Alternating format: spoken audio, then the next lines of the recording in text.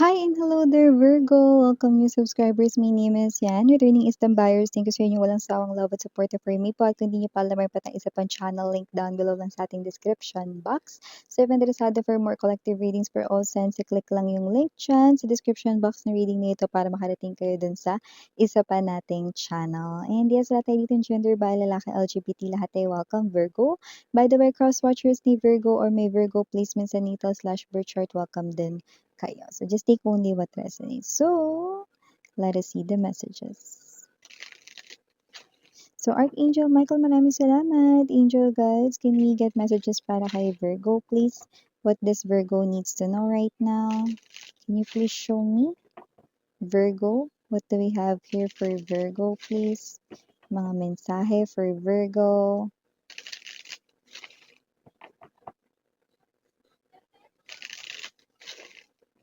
Just take only what resonates, Virgo, okay? So let us see the energies you do have here. Two of Cups. Nagkakamabutihan. Page of Swords energy. Eight of Wands. High Priestess. Knight of Cups. Four of Swords. Bottom of the deck, Virgo, we have here this Nine of Coins. Lovers. And the Four of Coins. Okay. Virgo, so nakikita ko dito mga babes na mukhang meron kayo dito nakakausap yung iba, ka-connect nyo na, nagkakamabutihan na kayo, no? At mukhang hindi nyo alam na papunta sa paglalim ng emosyon at feelings ninyo itong person na to. Nakikita ko dito na laman ka ng kanyang mga panaginip, no? Yung iba literal na panaginip, nakikita niya kayo there, okay? Kasi kayo yung kanyang last thoughts bago siya matulog. Yun, no? Iniisip-isip niya kayo, no? At yung iba naman 'no, ang ibig sabihin naman 'no, ng ikaw ang laman ng kanyang panaginip 'no, ibig sabihin, yun naman yung person rito mga babes 'no, na, pinapangarap kayo rito na maging girlfriend, boyfriend. So sana mag-yes ka 'pag niligawan ka niya or kung nililigawan ka na niya or nagkakaroon na ng ligawan stage sa inyong dalawa. Wala tayong gender dito, by lalaki, LGBT. Sana ay maging kayo daw, yun 'no. Tapos nakikita ko there's no ano naman 'no, reason para hindi kayo magkagustuhan. Kasi itong person na 'to ay medyo porsigido and at the same time 'no, maganda rin naman yung kanya ritong characteristics and personality 'no. So yun naman yung isa rin sa pinakaimportante, okey? So whatever the case may be, para sa iba sa inyo 'no, kung hindi niyo pa siya nakakausap 'no, yung iba ay magbabalak palang kausapin kayo. So definitely nakakita tayo dito ng communication sa inyong dalawa with the Eight of Wands energy and the Page of Swords. So nakikita natin dito that whoever this energy is, this person here 'no, ay nakikita na okay, so sorry about that mga commercial mga babes 'no, tuloy na natin yung ating pinag-uusapan. So nakita tayo dito ng energy na kung sino man ito 'no, definitely, okay, magkakaroon rito ng energy ng pag-uusap na so mag-uusap kayo ng person na yun 'no, okay, kung hindi pa kayo nagkakausap, 'yan 'no. Matagal ka na rin kasi niya ritong parang gusto 'no, na lapitan, kausapin, 'yan 'no. At yung iba matagal ka na rin niya ritong crush, gano'n, 'yan. So maliban diyan Virgo, nakita rin tayo dito ng energy na maaaring makatanggap ka rito ng isang long time awaited message 'no, sa isang person na nakalimutan mo na rito 'no, na may hinihintay ka palang mensahe sa kanya. One, puwedeng yun ay may kinalaman sa love life. Two, puwedeng yung person na dati kinukulit mo, parang may tanong ka lang sa kanya pero wala namang related sa love, nakalimutan mo na dahil ang tagal niya mag-reply. Eto mare-receive mo na yon 'no, yung sagot dun sa tanong mo. More likely question yun kung ano yung pinadala mong mensahe, may iniintay kang response or, feedback 'no, doon. And yun nga na wala tayo ditong energy 'no, ng gender. Pero sa nakikita ko dito, possible na merong nagkakagusto sa'yo kung isa kang straight na guy or woman 'no, meron sa'yo nagkakagusto na same gender mo, okey? That's very specific pero hindi yun makaka-resonate for all, okey? LGBTQs of course mga mahal 'no, welcome din kayo. So, nakakaroon tayo ng energy rito 'no, na with this Four of Swords energy parang mas makakapagpahinga ka 'no, ngayong darating na mga linggo. Wala masyado ritong, yung trabaho mo gano'n pa rin 'no, parang yung energy lang yung hindi kita nakikitang maha-haggard, mase-stress 'no, kasi may mga parang trabaho na, oh, ikaw na nga gumawa nito ta's hindi mo alam paano yun gawin kasi puwedeng may umabsent 'no or whatsoever 'no, and then eto kayo mga babes 'no, na maaaring meron kayo rito na parang may mga trabaho ngang gagawin pero alam mo naman kung paano yung gagawin. So, smooth flowing lang, so parang makakapag-rest ka pa 'no, kasi parang kahit nakapikit ka kaya mo yung tapusin. So, whatever the case may be, 'yan, medyo rest mode yung inyong energy dito or yung iba talaga matatapos ninyo na maaga yung inyong mga gagawin, okey? Kaya puwede na kayong makipagkuwentuhan sa katabi niyo. Yun, oh, yun pala yung tsismisan. Sa, iba pang mga mensahe rito, we have here the Nine of Pentacles energy.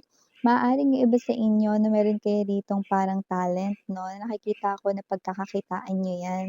So, kung ano man 'yan 'no, puwedeng 'yan yung expertise ninyo, baka marunong kayo mag-video edit or baka marunong kayo mag-drawing, mag-painting 'no.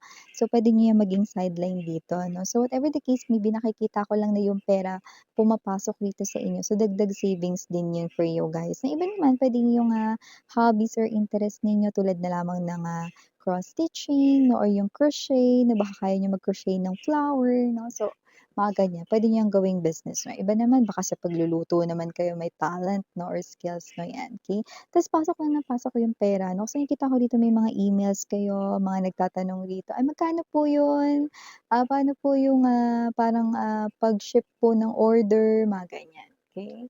So, whatever the case may be na nakikita ko na maaaring gawin mo na rin 'yan talagang, perfect sideline mo dito para mas makapag-ipon ka more four of coins energy. So, if you're hearing some kind of noise in my background mga mahal 'no, okay, I do apologize for that, it's out of my control. Thank you so much for your patience and understanding 'no, 'yan.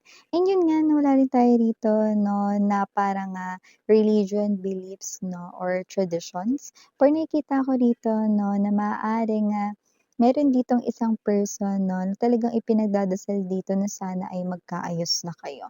So, maaaring may nakagalit kayo, nakatampuhan, nakaaway ba dati?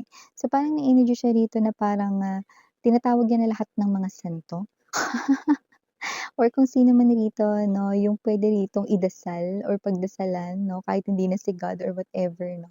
Kaya nakikita ko dito na itong person na 'to 'no ay, talagang gusto niyang magkaayos na kayo. So, parang yung energy niya parang napaka-imposible na magkaayos kasi kami.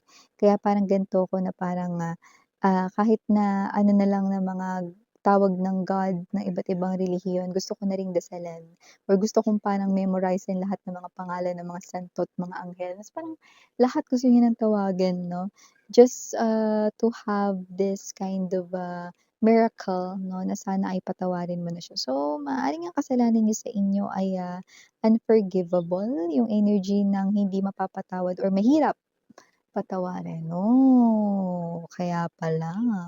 So, maliban din diyan Virgo, nakakatalon ako ng energy na meron kayong strong past life connection ng friend mo. Pero huwag kayong maguluhan 'no. Itong friend mo na 'to, close na close kayong dalawa, na to the point rito na parang halos sabay kayo rito na parang pinanganak 'no or halos magkapatid na kayo. Hindi ko nakikitang magiging kayo niyan, pero kaya kayo pala close ng tao na 'yan 'no dahil nung past life ninyo friends na kayo, ayun, yun pala yun. May ganun mga mahal 'no, okey, yung mga role nung past lives 'no, ng mga taong nakapaligid sa atin 'no, may chance na yun din ulit yung nagiging role nila kapagka nag-meet kayo ulit 'no, in another lifetime period and now friends kayo ulit 'no. Kaya kapagka kayo ay nagkukuwentuhan tawa talaga halos labas ngalangala, eh. Kaya kapag kayo nag-uusap nagkakaintindihan kayo agad, eh, 'no, kasi, dati na pala kayong may pinagsamahan in your past lives 'no. You are also friends or best friends, good friends, 'di ba? Mga gano'ng klase ng energies, okey. So, nakatiring ako ng energy rito mga babes 'no, na may nag-iisip rito 'no, na possible na tinanggihan mo ito humihingi siya ng tulong rito sa pera. So, maaaring itong person na 'to iniisip na ang damot mo. Maaaring itong person na 'to ay iniisip rito na something negative rito sa inyo 'no, kasi ang tingin niya rito sa inyo lagi kayo may pera, yung parang kayo yung parang nakakaangat-angat sa lahat 'no. Pero maaaring may energy rito na I don't know, puwedeng sinisingil mo siya sa utang niya 'no, or siya ito mga babes na tinanggihan mo na pautangin 'no. Pero sa isip niyo, "Ay magpautang, mapera naman siya." 'Yan. 'Di ba? So, whatever the case may be, hindi mo naman kailangan i-explain sa kanya yung pinagdadaanan mo. Una sa lahat, pera mo 'yan, kinita mo 'yan, 'no, ikaw may karapatan gawin kung ano 'yan. Ngayon, kung may utang siya sa'yo, kailangan niya 'yung bayaran, 'no, ano man at ano man ang dahilan, okey? Sana wag niyang kalimutan at wala siya rito maging amnesia, 'no, sa una ninyong pag-uusap. Kasi parang sa una niyong pag-uusap, may mga pinangako siya na siya 'yung hindi nakakagawa nun, okey? So, nakita ko dito na parang inintindi mo rin siya sa part na yon 'no, may mga times na iniintindi mo siya 'pag di siya nakakapagbigay 'no, ganito pa 'no, na parang ngayon nagta-try siya ulit na mangutang sa'yo 'no or sinisingil mo siya, ito pa iniisip niya rito. Nakalimutan niya rito 'no, yung mga pagkakataon na ikaw yung umunawa dito, okey? Kasi ang nakikita niya rito yung sitwasyon niya lang, okey? Pero kung babalikan niya lahat ng sitwasyon na ibinigay mo, na nilagay mo yung sarili mo sa sarili niya ritong sitwasyon, okey, maaaring mahiya siya sa'yo. So, may gano'ng klase ng energy. Maliban diyan, nakadalhan ako dito ng parang unexpected trouble, kung saan ang pagta-travel na 'to mga babes 'no, ay nakikita ko dito na mag-e-enjoy ka. Ay bongga! Kasi kung ano naman 'tong travel na 'to na with the, soul tribe mo. So, puwedeng good friends mo, mga, best friends mo nung high school or college or even elementary 'no, or kung hindi sila puwedeng halo, kasama rin yung family mo 'no or friends mo ta's kasama mo rin jowa mo, or kasama mo si crush,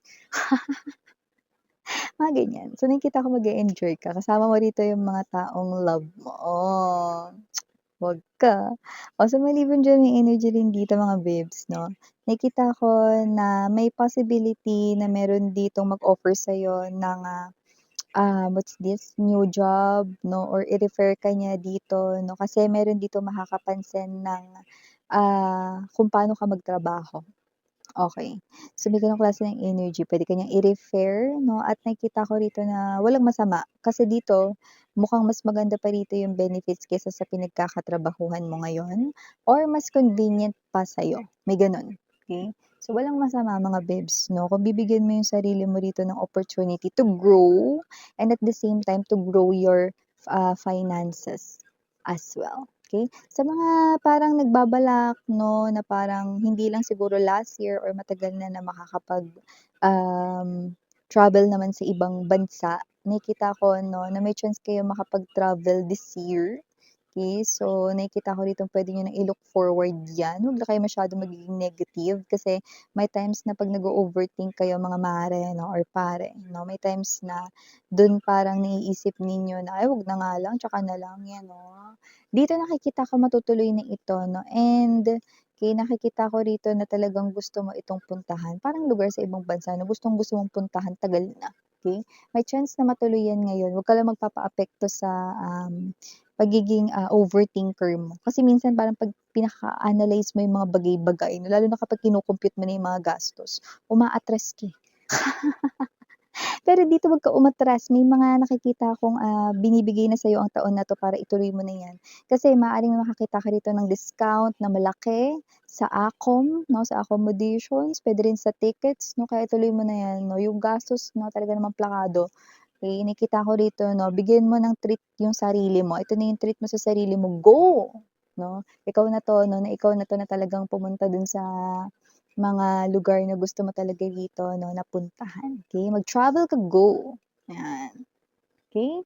So, ito yung mga nakuha kong mensahe here for you, Virgo. Thank you so much sa oras mo and again, I'm your Yana only for the girls and Yana do not for the boys. Sarang Heya, love and light, sweethearts. Please do check out other channel for more collective readings for all signs if interested. Okay, so iwan ko yung mga mensaheng ito here for you. Okay, Sarang Heya, love and light, Hidra. Annyeong.